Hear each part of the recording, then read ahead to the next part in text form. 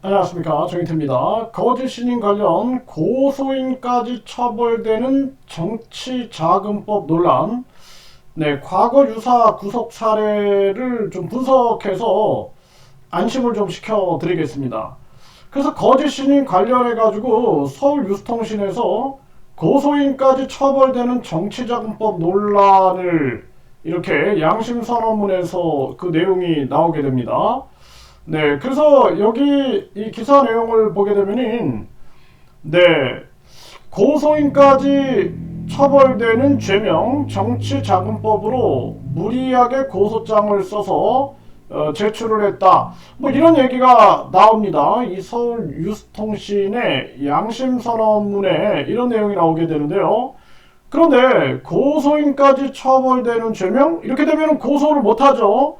네, 이게 이 고소인들에게 이 혼란을 줄 수 있다라는 겁니다. 네, 그래서 이것에 관련된 제가 이 과거 기사를 찾아봤는데요. 네, 아마도 이제 대통령 그 대리권을 가지고 정치자금법, 그래서 대통령 대리를 준다.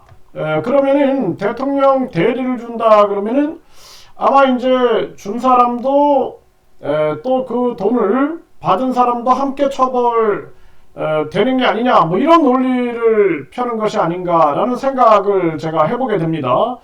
정치자금법, 대통령 대리권, 물론 이제 뭐 만약에 자금을 정치적으로 유용해서 쓸 돈이 아닌데 그걸 사용했다 그러면 정치자금법 위반이 되겠지만, 지금 이제 이 상황을 봤을 때는 대통령 대리권을 가지고 이야기하는 것 같다라는 생각을 전 해보게 돼요. 그럼 대통령 대리권에 대해서 우리가 분석을 해봤을 때 유사한 사건이 있거든요. 여기 한겨레에 나온 사건인데 이걸 보면은 허국당의 대선 출마, 이 사람이 사기로 구속이 됐다. 이게 사기로 구속이 됐어요. 사기. 이게 사기라고 봐야 된다라는 거예요. 그래서 총리로 보장을 해주겠다. 총리 보장 미끼 등으로 88억을 뜯은 이자에 대해서 이 후보로 나온 거죠.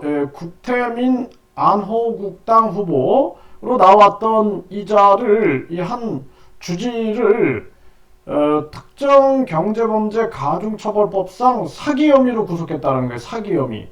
네, 그래서 신도의 소개로 알게 된 이 여성에게 대통령에 당선되면 전국구 3번 및 비례대표 3번을 말하는 거죠. 그리고 국무총리를 시켜주겠다며 대선 등록금과 선거 자금 명목으로 6억 원을 받은 혐의다라는 것입니다. 네, 그래서 이 자에게 결국에는 사기 행각에 초점을 맞췄고 선거 자금 조달 경위를 조사를 한 거죠. 네, 이자가 보면은 대선에서 불교종단 연합회 총재다. 세계불교 법왕청 제2대 세계법왕 경력을 내세웠다라는 것입니다. 그런데 이제 떨어진 거죠. 5위. 네, 5위를 차지했는데 이 사건을 보게 되면은 사기로 구속을 시킵니다. 사기. 그러니까 제가 봤을 때는 만약에 대통령 대리권이다 그러면은 이것은 정치자금법보다도 사기 혐의로 이렇게 구속되는 게 현명한 게 아니냐, 이렇게 보여져요. 그래서 중앙선관위에서도 보면은 정치자금법 위반 등으로 수사를 중이다, 수사를 받고 있다, 이렇게 얘기를 했고, 뉴스통신에서는 지금 이 뭐 10명의 양심선언자들이 이렇게 무슨 양심선언문이다 뭐 해가지고 고소인까지 처벌되는 죄명 정치자금법으로 무리하게 고소장을 썼다 이러면서 이게 마치 이제 고소인들이 불안해할 수밖에 없는 그러한 정황이 되는데, 이거는 제가 봤을 때는